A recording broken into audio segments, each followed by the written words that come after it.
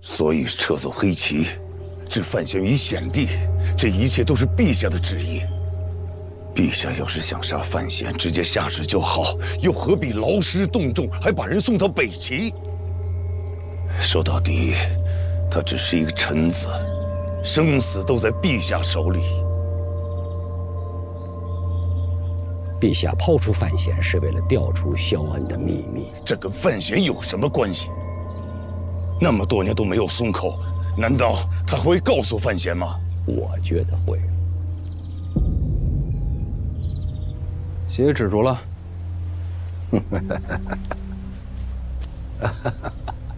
还没消够。命运之棋，真是有趣。你救我是为了那个秘密？那个我早就不指望了。我救你是为了上山虎。我坑了他一次，再想让他听我调度，就得拿你当筹码。有道理，有谋断，有狠毒。虽然年轻，可前途无量啊。可惜没用。狼桃那一刀我也救不活，你确实快死了。既然如此，我就把这个秘密告诉你吧。告诉我？说是秘密，其实也很简单。哎，等等，怎么？我说给你，你还不愿听吗？你没道理告诉我呀。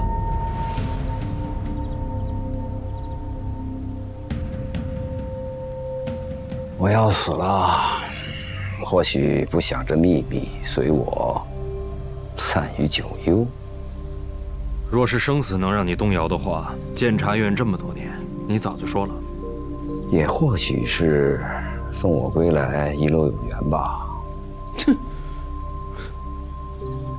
又或许你救了我，我感动了。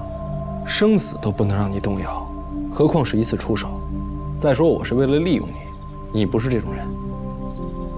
你怎么知道我不是这种人？我能肯定，因为我们是同一种人。现实、残忍、狠毒。说得好，说得好啊！我们是同一种人，同一种人。所以你没有理由把绝密托付给我。你长在儋州，是，算起来刚入京东不久。没错。这么快就升到了监察院提司？正是。你父亲是谁？我父亲是范建。范建，什么官职？户部侍郎。我记得，他和陈萍萍相熟。那又怎么样？既然范建在京都，为何把你留在儋州？这与你何干？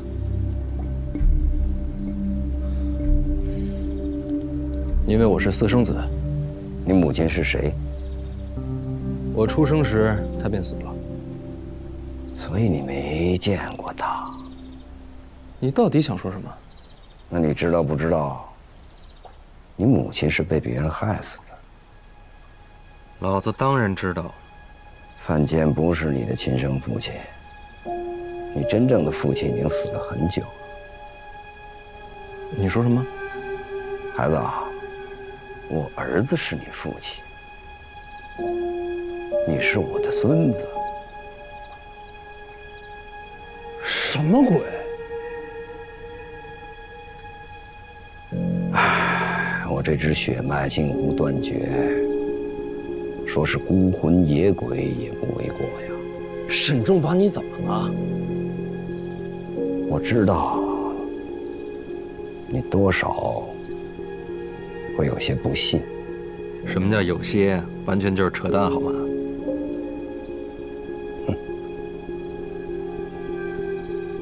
萧恩的孙子，陈萍萍，你昏头了！当年捉拿萧恩那一阵，他的儿子儿媳都身死当场，哪还能冒出个孙子来？萧恩的儿子，在成亲之前有过一个女子。什么女子？青楼女子，被萧恩儿子赎出，藏在私宅有了身孕。此事被萧恩发现，萧恩家教极严，命儿子和此女断了关系，又找了个门当户对的女子，这才成亲。按理说，这样的女人是要杀了以绝后患的。她必定有了身孕，我当时就把她藏在外面，想着等孩子出世以后，再考虑是杀是留。她就是你的母亲，从小迈入青楼，不知本名，只有个青楼的艺名叫玉香。这就是你母亲的名字了。你母亲才玉香呢，你全家都鱼香，还肉丝呢。我被抓之后，不见天日的受尽折磨，唯一能让我坚持下去的，就是这点血脉了。可到最后，还是让陈萍萍发现了。没沾草除根。你若死了，我也就断了活下去的念头。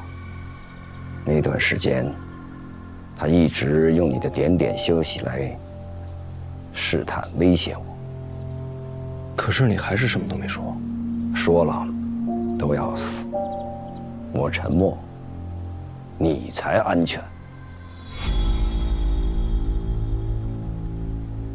我当时也想啊，用那个孩子威胁萧恩，说出藏的秘密。结果呢？最折磨人的不是威胁，是希望。陛下眼光长远，非常人所及。的确是，只靠威胁，萧恩不会服软。最后我按照陛下的旨意跟他说，我一定要把这个孩子抚养成郡国人，培养成一个对北齐恨之入骨的战士。等这个孩子长大之后，我要让他亲手毁了萧恩的所有希望。这么阴狠，确实是你的风格。所以他才信了。这么些年，点点滴滴，我都会把这个孩子的细节告诉他。你告诉他，那孩子养在儋州。我不会说。他没说你寄养何处，但他不知，为了和秦国对抗，我对南庆诸常了解颇多，所以这些年点点滴滴的细节和偶尔透露街道布局来判断，我能确认，你就在儋州。自己猜的？一个个碎片，拼作一处，找出答案，绝不会错。萧恩生性多疑自信，如果我说出儋州二字，他反而不会相信，一定让他自己猜出答案，才确认无疑。要是他猜不出呢？他是个聪明人，聪明人最大的特点就是自以为是。所以猜到你的儋州，但我从来没露痕迹。儋州那么大，凭什么是我？年纪符合，年纪符合的多了。是你送我回归大齐。所以呢？陈萍萍若是真的为了栽培你，为何要撤去黑旗？以监察院之能，怎么会猜不到虎儿来救我？他撤去这一切防卫，让你独当一面，这一切说到底就是想用我的手来杀你。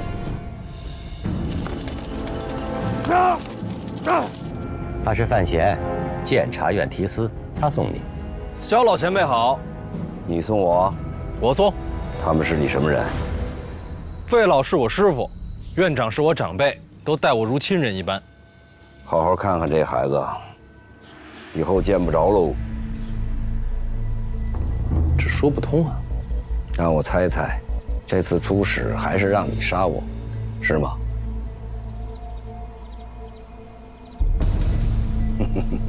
不觉得矛盾吗？让你杀我又不顾你的安危，所以他到底希望谁死？都可以，你杀我也行，我杀你也罢，他都愿意看到。我若杀了你，他再告诉我真相，让我发现自己断了自己唯一的血脉。这世上有比这更凶残的折磨吗？这都只是猜测，可是合理。这一来，一切都能解释得通。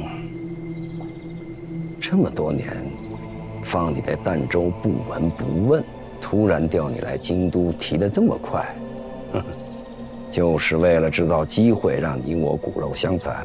还有，为什么放我归国时不废我武功？也是要让我亲手杀你，造成遗憾。有没有什么具体的证据，比如玉佩、胎记，证明我的身份？没有。为什么不准备一点更实在的证据？你小点声，鱼都吓跑了。陛下布局最精妙之处，就是没有准备一个实证，实证越多，他越起疑；我制造的矛盾越多，他越会相信范闲的身份。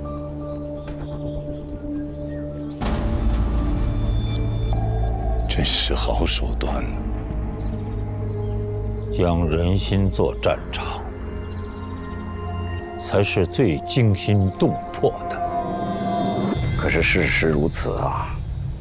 以你的才智，也该明白我所说的可信之处。陈萍萍唯一算错的，算是没想到我已经猜到你寄养的儋州，结果就这一点破绽算出全局，他解开了真相，避免血脉相残。所以那时候你不让上山虎杀我，是。可这后来一路上你也什么都没说。贸然说起，你会信吗？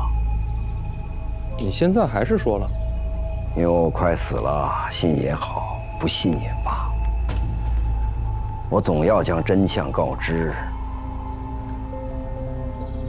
有一处古怪，陈萍萍为何要花如此大的力气折磨你啊？因为当年是我断了他的双脚，他对我恨之入骨。陈萍萍这种人，一旦心中有恨，就算10年、100年，他也不会放手。过了再久，他也会复仇。萧恩还算了解我，知道我一旦有了仇恨，永远不会忘记。但是有一点，他猜错了。我并不记恨他，我抓他杀他全家，他废我双腿，这很公平。我没有理由憎恨他。如果我没听错，你抓他不久，就开始编造谎言。是，这么多年不曾间断。经过时间，才更真实。刚出生，就把范闲当作棋子。要知道，骗一个聪明人，不经过漫长的时间，谈何容易？那你们有没有想过，万一黑棋撤走，万一萧恩不够聪明，万一他没上当，万一他真的杀了范闲，怎么办？不撤黑棋，萧恩不会相信。所以这就是用范闲的命来冒险。你还有完没完？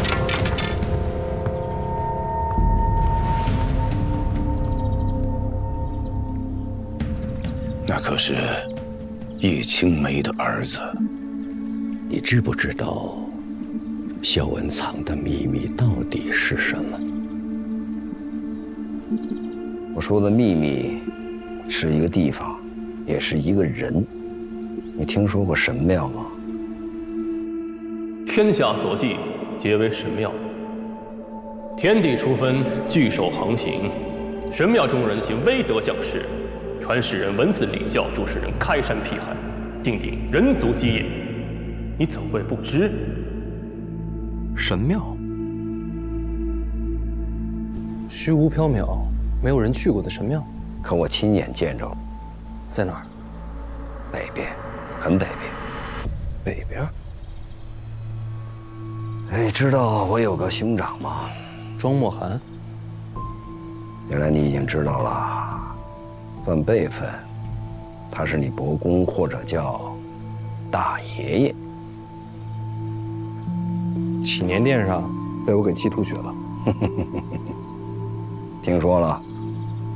都是一家人，无伤大雅。他年少成名，是个文坛大家。我名声不显，虽然做了提旗之首，可是很多人还是觉得我沾了他的光，我很不服气，所以跟了母亲的姓，也就是你的曾祖母。行了，先别论亲戚了啊，这么一会儿我辈分快没了。好吧，先说事儿。我换了姓，一心要立下大功。那时候，先帝一心追求长生不老之术，举全国之力，找到一丝线索，说神庙在北边。先帝派了一支1000人队伍往北方去，寻找神庙的下落。带队的就是我跟苦荷。苦荷，把大宗师也派去了。那个时候，苦荷还不是大宗师，先帝让他去，因为他热衷天人之道，对神庙向往极深呐。再就是他毕竟是皇室血脉，也算是监军了。苦荷是皇室血脉，辈分上说起来，先帝是他长兄。怪不得如今的小皇帝和太后能如此信任他。哎，那要这么说的话，苦荷也有资格争皇位。苦荷这个人虽然假仁假义，但确实无心正事，对皇帝的位子他是没兴趣的。您接着说，就这么一直往北走，就找到神庙了？哪有这么简单？我们一直往北过了北牢关，踏进无人涉足之地。北地蛮荒，常年飞雪，每日每夜见到的都是雪景。队伍里渐渐有人眼睛瞎了，有人患了重病，人是越来越少了。血缘艰险，意外频生，掉队的、逃走的、死亡的越来越多，1000人队走成了100人队，再后来，辎重遗失，粮草断绝，马也被吃了。那个时候不能回头了，因为都知道也走不回头。你知道饥饿的滋味吗？没有猎物，没有植被，全是雪。你会被饿得疯狂，心底有什么东西醒过来，把你的人性、礼仪、道德全部一点点的剥除，然后人就变成野兽。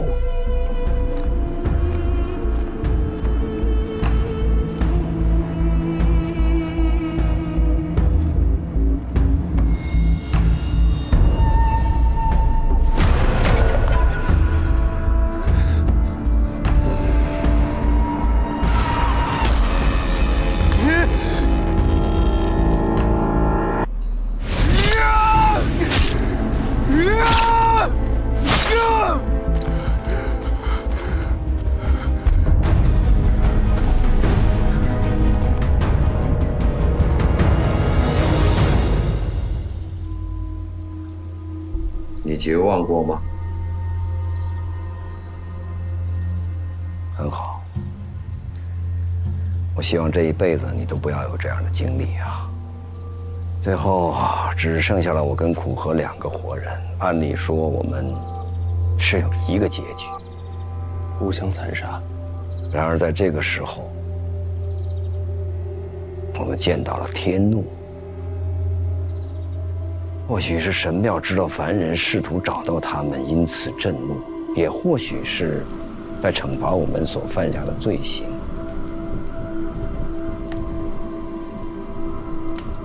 越往北走，黑夜就越长。终于有一天，上天降临了无边无际的黑夜。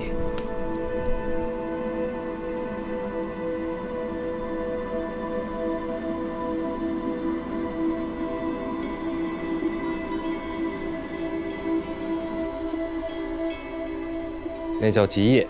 为什么这么叫？谁起的名字？啊，我随便说的。你接着说，遇到吉业在之后呢？虎河在向上天祷告，我也跟着在做。后来在雪地底下，我们找到了绿藻，很苦，但总算无毒。就这样每天在黑暗中煎熬，不知过了多久，眼看生命到了尽头。就在我们快撑不下去的时候，天终于亮了。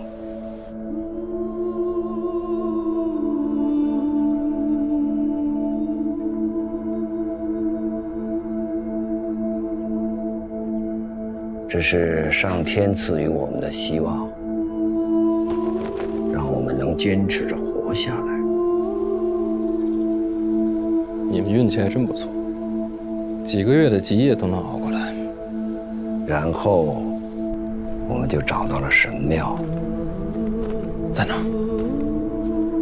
建在哪里我不知道。你们不是找到了吗？它本来不在那儿。可是，一眨眼就出现了。我到现在都不明白，它怎么出现的，也不知道神庙究竟是什么。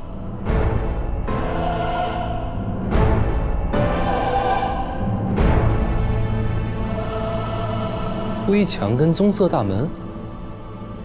我大齐供奉的神庙建筑便是这个颜色，和南庆的确实不同。也就是说，庆国建的是错的，北齐的才是正确的。不，它是我们看到的，是我们心里的认知。他，苦河说的，不是苦河。你刚才不是说千人队只剩你们两个吗？怎么又多出一个他？不急，你听我说下去。好，你先说。找到了神庙，进去之后见到什么了？进去。进不去的。你刚才不是说有个棕色大门吗？有门，但是碰不到。什么叫碰不到啊？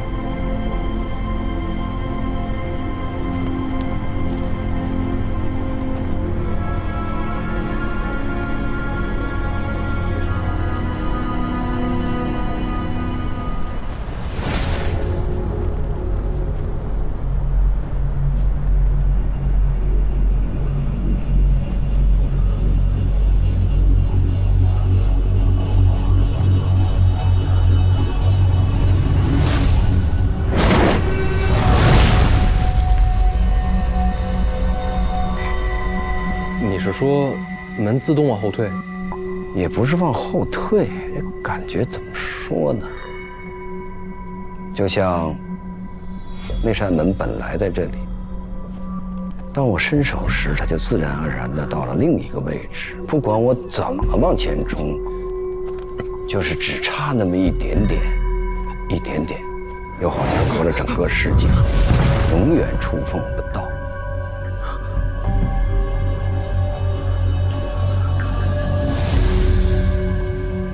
空间扭曲。苦河说是我的心不够诚，然后他就虔诚的祷告，再伸手去碰。可惜啊，一样摸不到，是摸不到，可是与我的遭遇又不一样。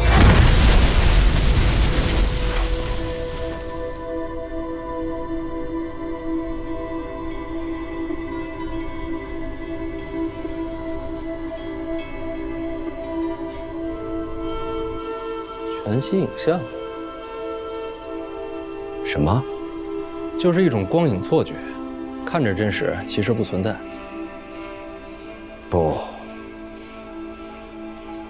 不是幻觉。这不是幻觉呀！怎么会是这个样子啊？我们想了很多办法，就是无法触到那扇门。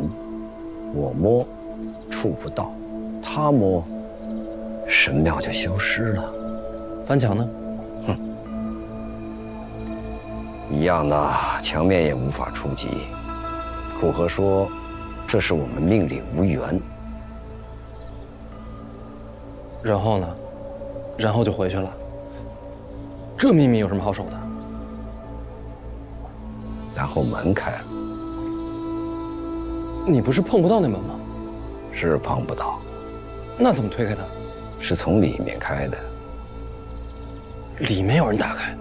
所以我才说，我的秘密是一个地方，也是一个人。这地方就是神庙，而这个人就是神庙里的仙女，是个女的。后来，她也来到了人间，她的名字叫做叶青梅。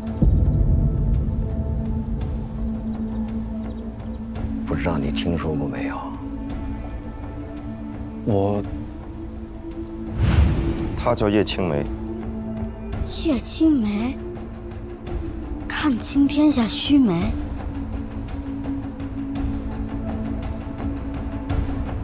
世上没有规矩能锁住他，他永远能做出别人想不到的举动来。你知道这个院子住过谁？不知道。住过朕的一位故人。当年他就站在这儿，我问他，监察院出舍要种些什么花，只要他开口，再名贵的花我都能找到。你母亲确实是天下无双啊！老娘究竟有什么魔力呀？她是指引者，亦是背叛者，是补天之女娲，是万象之阴，是终结之末。你好，儿子，你没有看错，这封信就是写给你的。当然听说过。不止听说过，她还是我娘呢。那是我第一次见到她。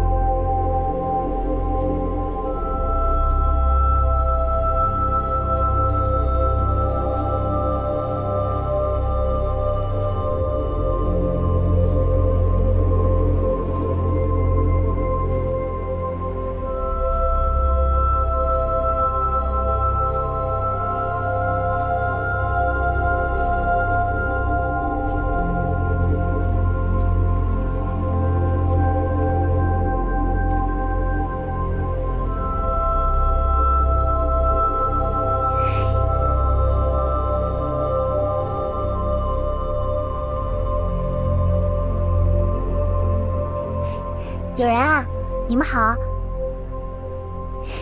今天天气不错啊。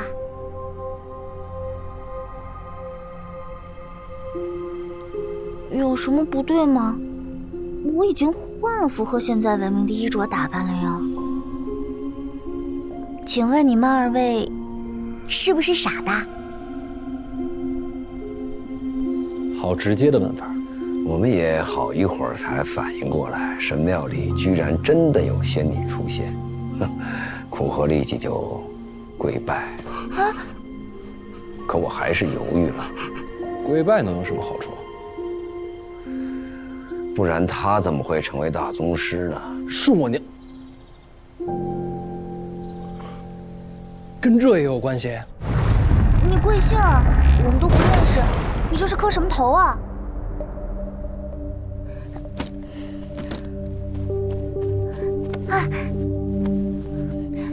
这地方有点危险，先离开再说。来，你再这样磕下去，都磕成脑震荡了。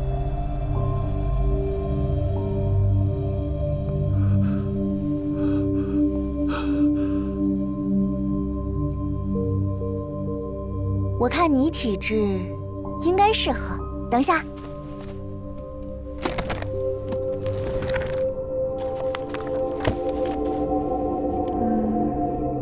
给。我已经换成你们现在习惯的行文方式了，你照着看就可以。秘籍？某种意义来说，算是吧。你也可以一起看，不过它比你更适合。好啦好啦，我要先走了，回头他们再追出来了。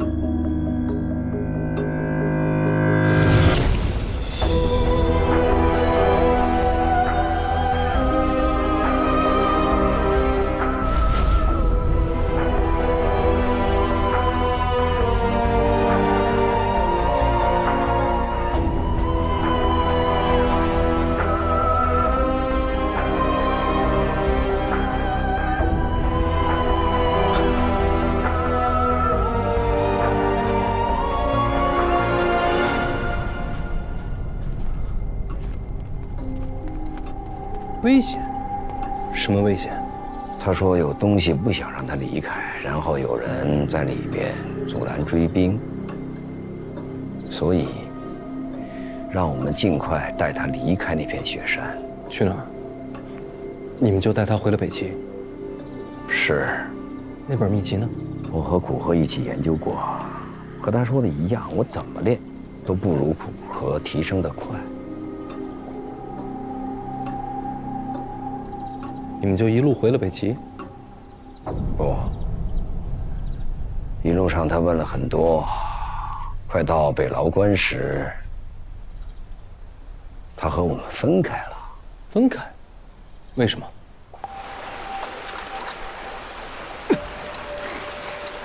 我也要玩。你也玩？给。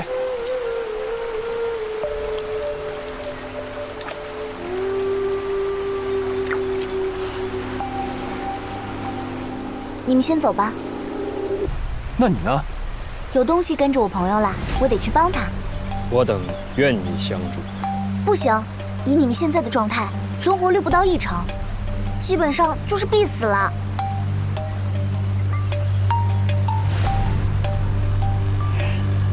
你们放心，你们先走，我不会有事的。他说的话，苦荷就当圣旨一样。不对，比圣旨还要尊敬，所以他就听话的走了。你呢？我想着那本秘籍也跟着走了。再说神庙中的人都害怕麻烦，我还是有自知之明的，不敢插手。这故事倒是很传奇，但我还是不明白，为什么要保密？是他的要求。我想请你们帮我一件事。哎呀，你们快起来，没有那么夸张啦。是。只不过呢，我希望你们可以保密，不要把神庙的地址说出来，也不要说在神庙见过我。总之，关于神庙的一切，都请藏在心里，不要外传。是。为什么呀？你知道神庙长什么样子吗？之前见过，黑墙慧眼。其实不是的，那只是你们心中的认知。你们觉得它长什么样，你们就看到什么样。有人觉得神庙应该金光闪闪的，那他看到的应该是一座大金宅子。神庙会根据人的心愿而改变吗？可以这么说，它确实可以读懂人心中所想。那要你这么说，这神庙好像是活物啊。也可以这么说吧。真的是活的？但又不完全一样。按照你们理解的话说，就是神庙底下关着不好的东西，一旦找到他的人越多，那他逃出来的机会就越大。一旦他逃出来，这个世界就完了。所以为了世上众生，我请求你们帮我保守这个秘密。我会用我的生命守护这段经历，尽我一生所能，封锁神庙所在。那就谢谢你们啦，我先帮我朋友去了。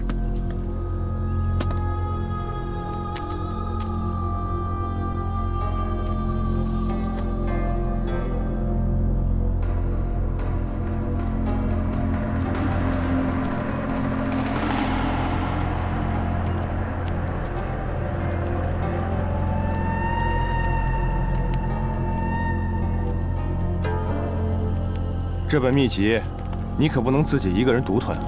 萧大人，神庙的事请埋在心底。若被我发现你将此事泄露，我会杀了你。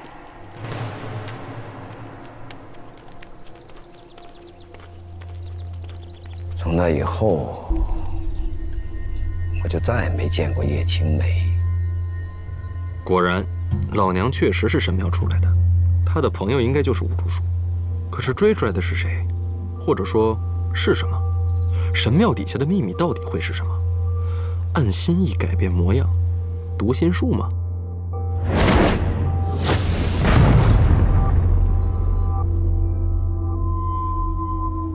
在想什么？没什么，被震撼。所以这秘密你就一直守着？我答应过的事儿很少食言，可你还是告诉我了。因为我感觉陈萍萍对神庙和叶青梅的事儿过于热切，这秘密传给你，将是你立身保命，甚至掌控陈萍萍的根本。这也是苦荷要杀你的原因。他知道我关了这么多年，如今逃出升天，或许就要拿这个秘密做东山再起的筹码。毕竟是神庙，世上所有的信仰汇聚的圣地。你会吗？谁知道呢？之后呢？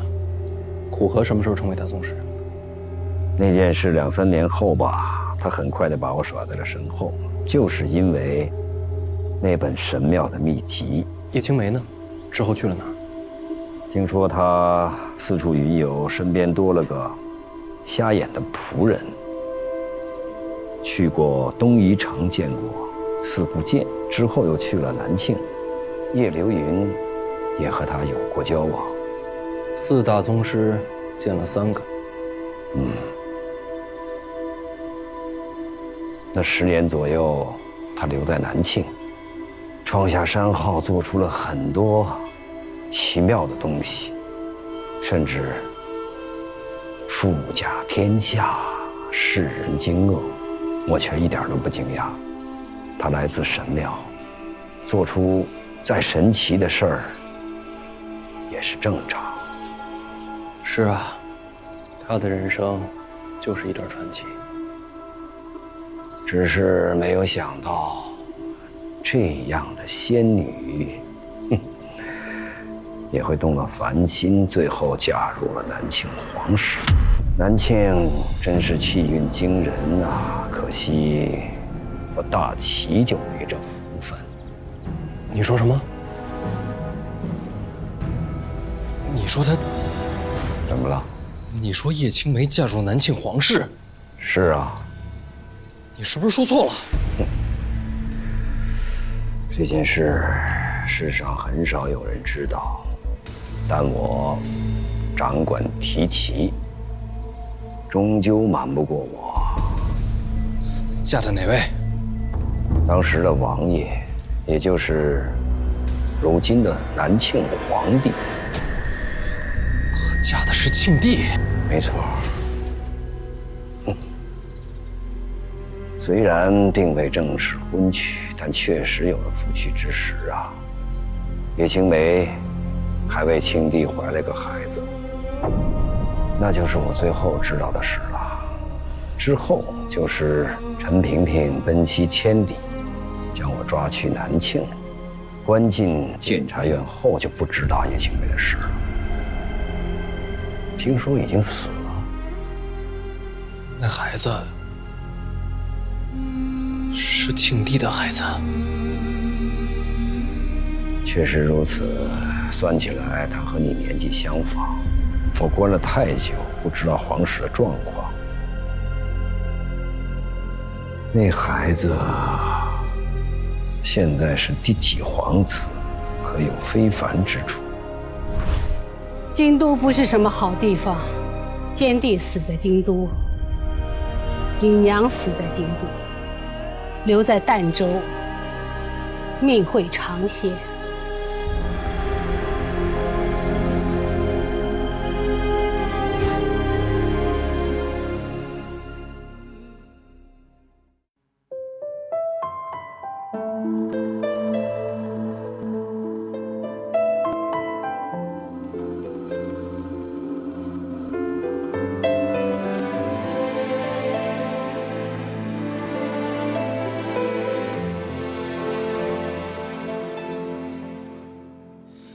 时光在岁月长河里不停地轮回，记忆在前世今生里不停地交汇，慢慢星河醉，转眼间春去秋来，雁儿已南飞，谁又能舍下和你这一生相随，在梦里转了千百回。看落花无言，流离中年复一年，细数这余年，纵然实在不相见，断了前缘，无悔无怨，潇潇红尘思念如从前。听笑月已无眠，留一半温柔的心看过这余年，纵然是跨过千山一路烽烟，你始终与我并肩。看落花无言，流离中年复一年，细数这余年，纵然实在不相见，断了前缘，无悔无怨，潇潇红尘思念如从前。听笑月已无眠，留一半温柔的心看顾这余